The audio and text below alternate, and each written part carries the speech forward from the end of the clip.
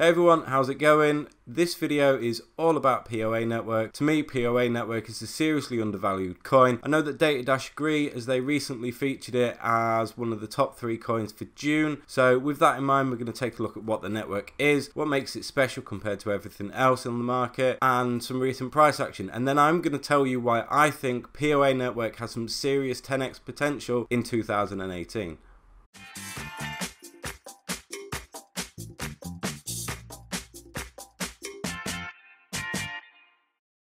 Hey guys, it's Fez for Bitcoin for Beginners, and this video is all about POA Network. But before we jump into it, I just want to take a second to thank all of you guys for watching, say hello to all the regular viewers, and welcome anybody new to the channel. If you enjoy this video, please let us know in the comments below. Make sure you smash the like button, hit subscribe, and click the bell icon to be notified of any upcoming videos. Now, I do also have to say, this shouldn't count as financial advice. I am not a financial advisor, and this video is put together for entertainment purposes only. So now that I've said all that, let's jump into what POA Network is. Okay, so some of you guys may not have heard of POA Network before, and to be honest, I hadn't until recently either. It's a smart contract bridging platform. It was originally forked from the Ethereum network, and it uses a proof of authority consensus model instead of a standardized proof of work or proof of stake mechanism. They do promise 5-second block times. There's no mining, it has built-in governance, and it supports dApps as well.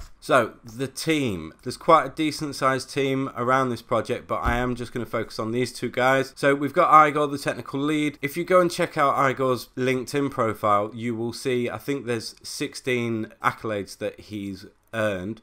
Now, that's a huge amount of acknowledgement for his developing skills, so he clearly is the right person to be in control of this project. And the same with Roman. He previously worked at Amazon. Now, he only worked there for 8 months, which isn't a huge amount of time, but from everything that I've heard, Amazon are really strict and make the interview process extremely difficult, so that only the best developers, are able to get positions within their company. So now we're going to take a look at proof of authority, but to explain proof of authority, I'm just going to touch on proof of work, which, as we know, is a race to the finish line where mining rigs compete to solve a mathematical equation in the quickest time so that then they can add a block to the blockchain. We also have proof of stake, which doesn't have the high energy cost associated to proof of work, but still has untrusted parties. People are only identifiable by a wallet address. Proof of stake, by definition, gives priority to those holding more coins. So this concentrates it into the hands of the few and takes power away from everybody else. There's a flaw of such with proof of stake where wallets containing the same amount of tokens are valued the same, but this doesn't always work. For example, if Bitcoin for Beginners were to create a token and you buy 1,000 at the ICO price, and then 6 months later it hits the exchange and the price hikes up, and I buy 1,000 BFB tokens from the exchange. Now, I've invested, let's say, 50% of my net worth into the BFB tokens, whereas you've put 10% of your net worth into the ICO. I've actually invested more and have more to lose if this project doesn't work out, whereas you've only invested 10%. You could possibly,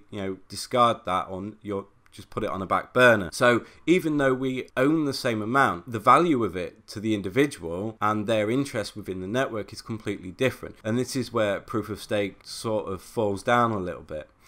So we're going to jump over to proof of authority. You probably can't see the text because my video is in front of it. Proof of authority is very similar to proof of stake in the fact that you are staking your identity. Rather than staking a wallet full of tokens, you are staking your true identity. Because we can all have wallets scattered all over, but we only have one real identity. And this identity and the reputation associated with it is what we stake to be allowed to validate the network. So how do you become a validator? Well, it's extremely difficult, mainly for the fact that to become a validator on the POA network, you have to attain a public notary license, and these are difficult to achieve. It takes time and effort and money to attain this license, which means that although it centralizes the validators as such, because we have a limited number of people presently that are willing to go to those lengths to attain a public notary so that they can become a validator, we know that they are who they say they are. That means that we can trust the fact that they they do have the best interests of the network at heart. So what do you guys think? Do you think that proof of authority could work, or would you rather stick with proof of work and proof of stake as it is now? Let me know in the comments below. So hopefully that makes sense, and now we'll jump over to smart contract bridging and what this actually means. So when I say smart contract bridging, what I mean is that you can take a smart contract and a token from the POA network and you can transfer it to the Ethereum network, and you can use it as you would any other token on the Ethereum chain. And this is done with the creation of the POA20 token. Now, remembering the fact that POA is actually forked from Ethereum, POA20 is essentially an ERC20 token, so it acts exactly the same way. So if you wanted to move tokens that you created in an ICO on the POA network over to the Ethereum blockchain for whatever reason, then you are able to do this, and your tokens get locked on the POA network. The network creates a POA20 token which is put onto the Ethereum network and then used and moved around as an ERC20. When it comes time to move it back onto the POA network for whatever reason, the POA20 token is then destroyed and a new one would be created in the future if it needs to be moved again. So that's essentially how they enable this interoperability with Ethereum. And now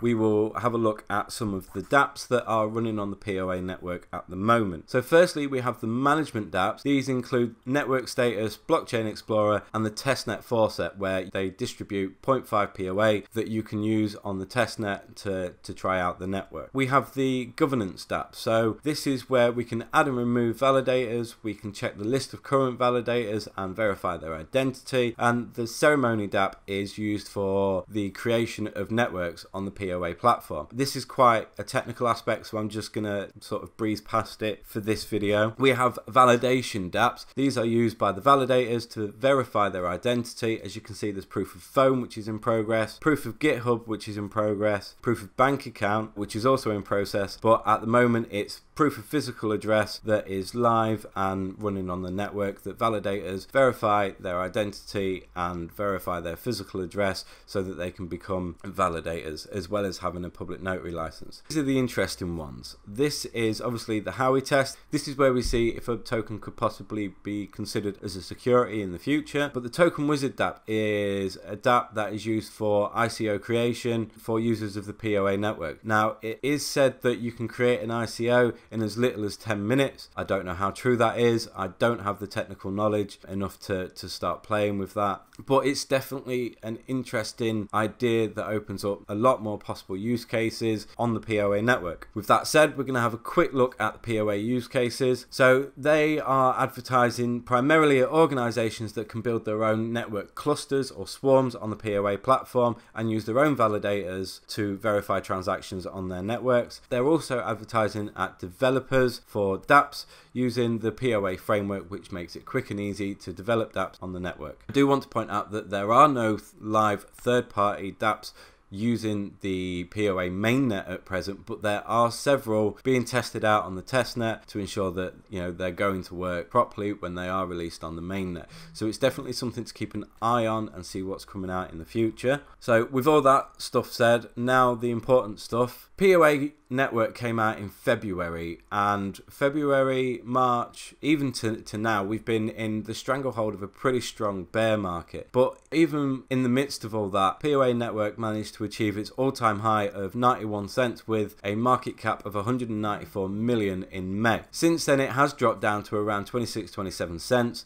But if we do get back up to that figure, that's a very easy 3.5 times return. This is the bit where people are going to say, I'm shilling this coin. I think there's very easily a 10x return in 2018 for POA network. What makes me say this? Well, if we look at the fact it's a working product, we've got a really excellent team behind it, and there's going to be so many things happening in the future for POA network. Times in the market cap of 53 million by 10 to 530 would put it in the top 30, and this isn't unrealistic at all. I genuinely believe with a couple of partnerships and a couple of dApp launches, this is something that could really take off in the future. So let's wrap up. As I've just said, you know, we have a working product, we have an excellent team, there's going to be dApps and partnerships in its future, so I don't see any reason why this shouldn't be a valuable coin in the future. Hopefully you've enjoyed this video as much as I've enjoyed putting it together for you. Let me know your thoughts in the comments below. Don't forget to smash the like button,